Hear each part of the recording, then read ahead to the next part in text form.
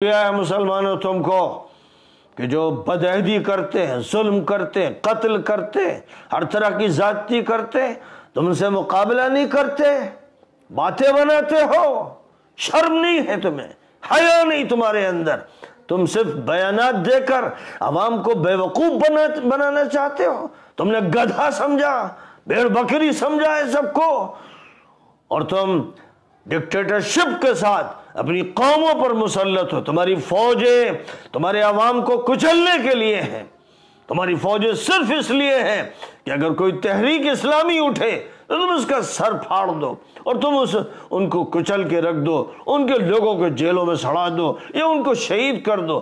تمہاری طاقت صرف اس لیے ہے، تم بے شرم و بے حیا ہو۔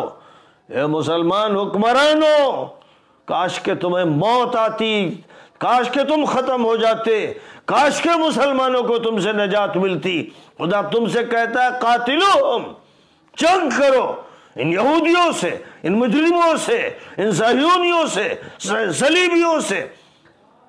کہا جا رہا ہے یہ جو ظالم اور مجرم ہیں ان سے لڑنا ہے، باتیں نہیں کرنا، بیانات نہیں دینا، بیوقوف نہیں بنانا اور ادھر ادھر کے قصے تماشے نہیں کرنے۔ فرمایا جا رہا ہے ان سے ڈرتے ہو، بزدلو، طماعو اور حکومت کے دیوانوں اور غیروں کے غلاموں، ان کے چیل و چپاٹوں اور ابلیسی مجلس شورا کے ممبروں، یہ صہیونیت کے سامنے سر جھکانے والوں، تم کتنے بے شرم و بے حیا ہو، تمہیں اپنے اللہ کا خوف نہیں، ڈر ہے تمہیں تو امریکہ کا ڈر ہے، تمہیں یورپ کا ڈر ہے، تمہارے دلوں سے اللہ کا ڈر نکل چکا ہے، ایمان نہیں۔ خدا کی قسم اگر تمہارے دلوں میں ایمان ہوتا تو تمہارا یہ کردار نہ ہوتا، یہ مجرمانہ کردار، تمہارا یہ تماشا بینی کا کردار۔ تم دیکھ رہے ہو کہ کیا ہو رہا ہے، مسلسل آبادیوں پر بمباریاں ہو رہی ہیں، مسلسل بچوں اور عورتوں کو شہید کیا جا رہا ہے، مکانات مکینوں کے اوپر گرائے جا رہے ہیں۔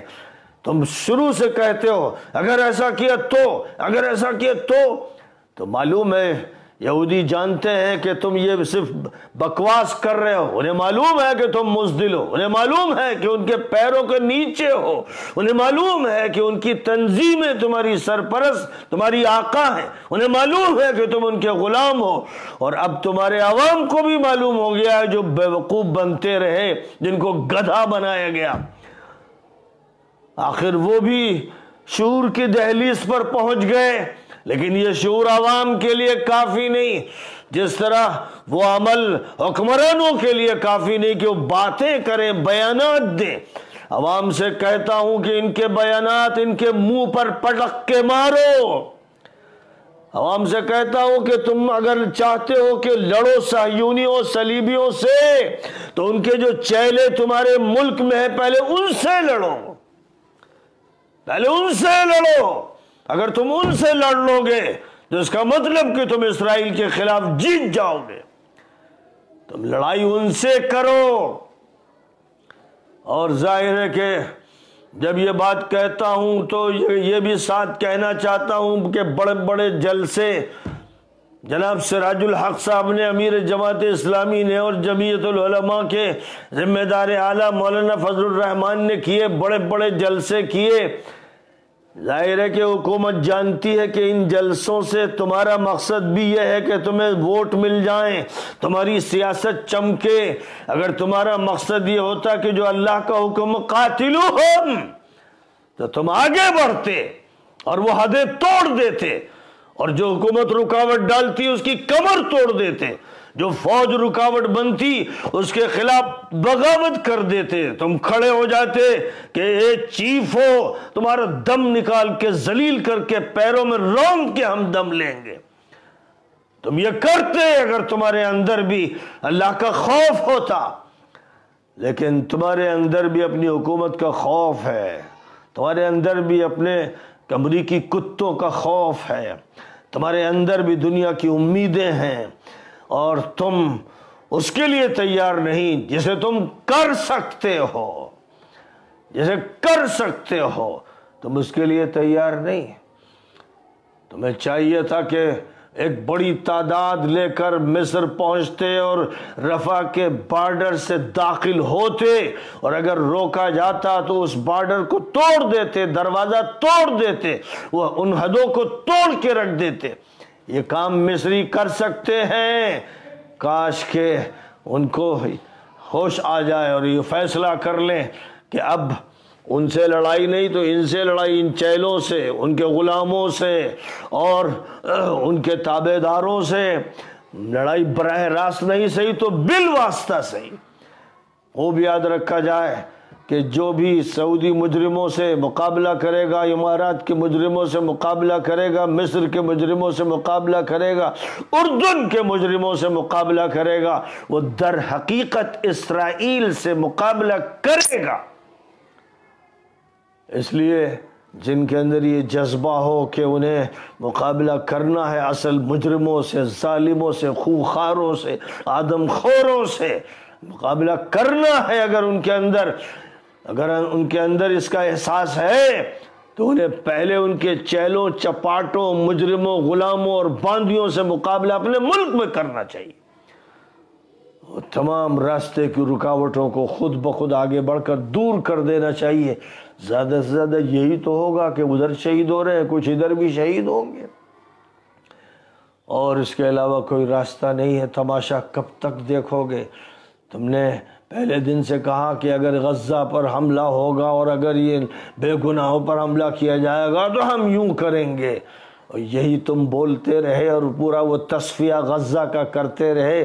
اب وہ مغربی کنارے کا بھی تصفیہ کرنے میں لگے ہیں، جو اسرائیل دی گریٹ کا منصوبہ ہے اس کی تنفیذ میں لگے ہیں، اور پوری طرح امریکہ ان کے ساتھ کھڑا، یورپ ان کے ساتھ کھڑا ہے، اور تم امریکہ کے غلام، تمہاری فوج امریکہ کی غلام، تمہارے بڑے بڑے ذمہ دار امریکہ کے غلام، تمہاری پارلیمنٹ امریکہ کی غلام، تمہارا وجود اور تمہاری سیاسی پارٹی امریکہ کی غلام ہے۔ تم امریکی غلامی سے آزاد ہونے کے لیے تیار نہیں، تم بولتے ہو اور آپس میں لڑتے ہو اور الزام تراشی کرتے ہو، اسے یہودی یا یہود کا ایجنٹ کہتے ہو جو تمہیں یہودیوں سے آزاد کرا سکتا تھا، اور تم نے یہودیوں کے اشارے بلکہ آرڈر پر اپنی حکومت توڑی تھی۔ مجرموں ایک حکومت کو تم نے گرایا تھا، امریکہ کے گندے، اچھوت، ناپاک مجرم سینیٹر کے آرڈر پر۔ کیا دنیا ہی نہیں جانتی؟ تم ہو یہودیوں کے ایجنٹ اور زبان سے دوسری باتیں کرتے ہو۔ ضرورت اس بات کی ہے کہ اپنے کردار سے ثابت کرو اور اپنی صفوں کو متحد کرو، اور جو امریکہ کی غلامی پر مصر ہو اسے راستے سے ہٹاؤ۔ یہ دیکھ لو، پہلے جیل سے آزاد کرو اس کو جس کو تم نے اس لیے بند کیا ہے کہ اس کو ووٹ ملیں گے، پاکستانی قوم اس کے ساتھ ہے۔ تمہیں معلوم ہے، تمہارے اندر جرأت ہے، اگر تم سچے ہو تو عوام سے کہو گے تم منتخب کرو۔ وہ کہتا ہے کہ جب الیکشن ہو تو اس سے کیوں ڈرتے ہو، اس سے کیوں بھاگتے ہو؟ تم اگر یہ سمجھتے ہو کہ قوم تمہارے ساتھ ہے تو اس سے کیوں بھاگتے ہو؟ کتنے بڑے مجرم، کیسے دھوکے باز، کتنے بڑے فراڈی، کیسے گندے اور کتنے ناپاک ہو تم کہ تم اپنے ملک میں آزادیاں سلب کرتے ہو اور امریکہ کے آرڈر پر حکومت گراتے ہو، جیلوں میں ڈالتے ہو، ہر طرح کا عمل کرتے ہو، سازشیں رچاتے ہو، اور اس کے بعد باتیں بناتے ہو، تماشے دکھاتے ہو۔ کتنے بڑے شعبدے باز ہو، کتنے بڑے دھوکے باز ہو، کتنے بڑے جوکر ہو تم۔ بہرحال اللہ کا یہ حکم ہے صاف کہ جو کرنا ہے، اخبار کہاں گیا؟ چلے، بہرحال جو بھی کرنا ہے وہ یہی ہے، عملی اقدام اٹھانا ہے۔ عملی اقدام کے بغیر کچھ نہیں ہونے والا ہے۔ بہرحال یہ آیات جو سورۃ البراءہ کی میں نے پڑھی، ان آیات میں خاص طور پر آیت نمبر 13 اور آیت نمبر 14 اس میں جو حکم